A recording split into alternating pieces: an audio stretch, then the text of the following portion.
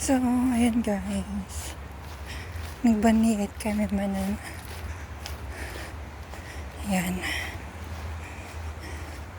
Napanakalaing misbo. Balik ako doon kay amo. Kasi iniwan ko siya doon. Duwa kami lang may nagbaniit.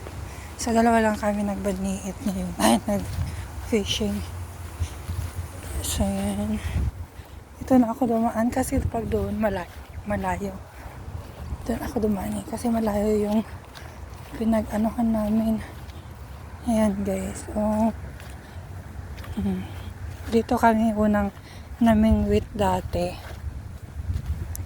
Ayan. Nung last year na punta ko dito guys. Dito yung kauna-unahang pinuntahan namin. Ayan. Ang ganda guys. Ayan.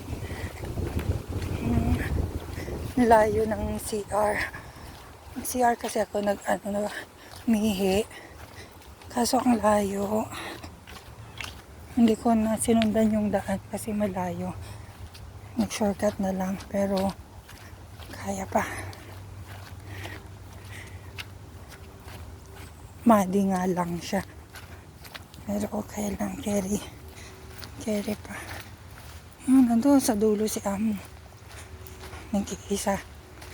Niwang ko. Yan. Kakapagod. Naalala ko dati nung dito kami umihi. Hindi namin inabot dun sa sa CR. Yan guys. Oh. Saan na kaya siya?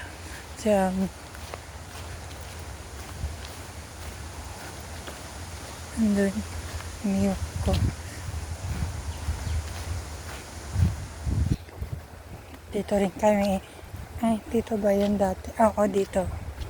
Dito kami dati. Nahihila pa lang dati yung upuan ng mga yan. Ngayon hindi na. Ayan. Ayan, dito kami namimingwit dati. Nandun siya. Saan na yun? Ayan. Ayan. Sayang yung oras ko. Ayan guys. Umuulan kanina.